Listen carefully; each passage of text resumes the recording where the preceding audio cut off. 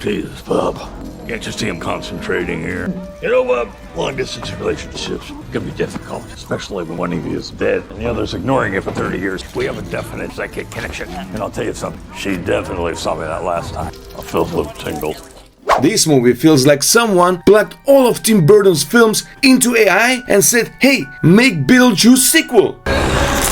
The result? A parade of pointless characters with no motivation and even less sense. It's not even trying to be pretentious, which would at least require some ambition. Instead, it offers nothing and adds nothing. It takes everything great about the original movie and smacks you in the face with it, then drags you through a cheap knockoff graveyard. Honestly, guys, after watching this, I never want to hear the name Beetlejuice again. Very special occasion, but right now would like a little privacy. What a way to ruin my childhood memories. The first half is slow and boring, with too much unnecessary dialogues and scenes that could easily be cut. The movie drags on, testing the audience patience. Things finally start to get interesting in the second half when Beetlejuice, Michael Keaton, makes his proper appearance. Away from her permanently. You want me to marry?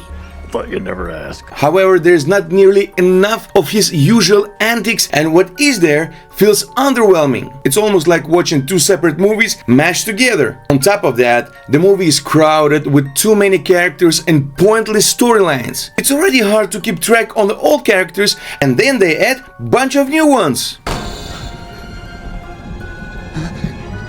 If you haven't seen the original Beetlejuice, you're likely to get confused. Rory, who wants to marry Lydia, adds nothing to the story. If you removed him, nothing would change. Lydia's deceased ex is enough. Beetlejuice's wife, Monica Bellucci, is just there to look pretty. Her character walks around without any real purpose and isn't much of a villain since she's defeated too easily. The plot doesn't need her, and without her, nothing would be different. Beetlejuice still has plenty of reasons to want to marry Lydia. The character Jeremy also feels unnecessary. His story ends too easily, and Astrid already has her own reasons to want to meet her dead father and visit the afterlife without him. I liked Wolf Jackson, but even he doesn't really affect the plot. He's just nice to watch on screen. What's good about the movie is top-notch cast. Even though they're older now, they all still look and act well. But sadly, not even this great cast can save the weak plot. Watching just for the actors isn't worth it. There are also a few funny jokes, but there aren't enough of them to make a real impact. I have a lot of respect and love for the first Beetlejuice movie and Tim Burton's unique style. But this new film, guys, is one big disappointment.